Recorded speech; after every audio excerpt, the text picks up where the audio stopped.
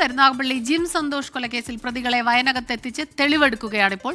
സുജിത് സുരേന്ദ്രനാണ് ചേരുന്നത് കൊല്ലത്തുനിന്ന് വിവരങ്ങളുമായി. സുജിത്ത്, ഈ മുഖ്യപ്രതി അലുവ അതുൽ ഉൾപ്പെടെയുള്ള പ്രതികളുണ്ടോ, അവരെ കൊണ്ടുവരുന്നുണ്ടോ തെളിവെടുപ്പിന്?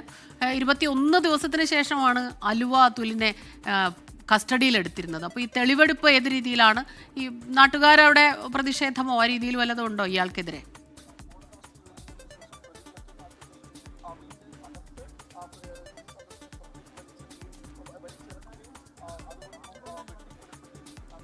സ്മിത, ജിം സന്തോഷ് വധക്കേസിലെ 1 മുതൽ 9 വരെയുള്ള പ്രതികളെയാണ് പോലീസ് കസ്റ്റഡിയിൽ ലഭിച്ചിട്ടുള്ളത്. 6 ദിവസത്തേക്കാണ് കസ്റ്റഡിയിൽ ലഭിച്ചത്. ഇവരെ ഇന്ന് രാവിലെ മുതൽ തന്നെ പലയിടങ്ങളിലായി എത്തിച്ച തെളിവെടുപ്പ് നടത്തുകയാണ്.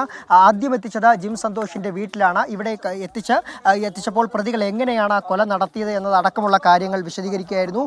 അതിനുശേഷമാണ് ഇവർ കൃത്യം ആസൂത്രണം ചെയ്യുകയും വാഹനം തയ്യാറാക്കുകയും ചെയ്ത കുക്കുവിന്റെ വീട്ടിലേക്ക് എത്തിച്ചത്.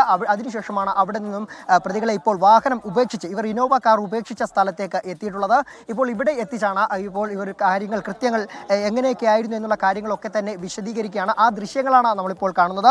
1 മുതൽ 9 വരെ പ്രതികളായ പങ്കജ്, അലുവ അതുൽ, അതുപോലെ തന്നെ പ്യാരി, മൈന എന്ന് വിളിക്കുന്ന ഹരി, രാജപ്പൻ എന്ന് വിളിക്കുന്ന രാജീവ്, സോനു, സാമുവൽ, കുക്കു എന്ന് വിളിക്കുന്ന മനു, ചക്കര എന്ന് വിളിക്കുന്ന അതുൽ രാജ് എന്നിങ്ങനെ 9 പ്രതികളെയാണ് ഇപ്പോൾ എത്തിച്ചിട്ടുള്ളത്.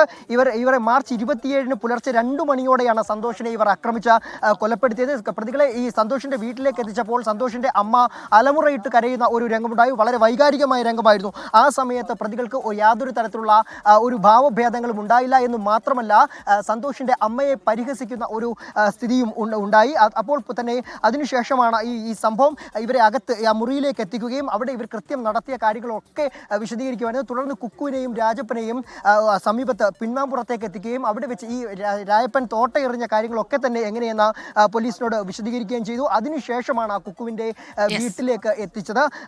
അതിനുശേഷം ഇപ്പോൾ ഇവരെ എത്തിച്ചിരിക്കുന്നത് ഇത് നിർമ്മിച്ച ഇവർ വാഹനം ഉപേക്ഷിച്ച സ്ഥലത്താണ്. ഇതിനുശേഷം ഇനി ഈ അടുത്തത് ഇവരെ ഈ തോട്ട നിർമ്മിച്ച സുരേന്ദ്രനാണ് വിവരങ്ങളുമായി നമുക്കൊപ്പം ചേർന്നത്. കൊലക്കേസിൽ കരുനാഗപ്പള്ളി ജിം സന്തോഷ് കൊലക്കേസിലെ പ്രതികളെ 9 പ്രതികളെ വയനകത്തെത്തിച്ചപ്പോൾ തെളിവെടുക്കുകയാണ്.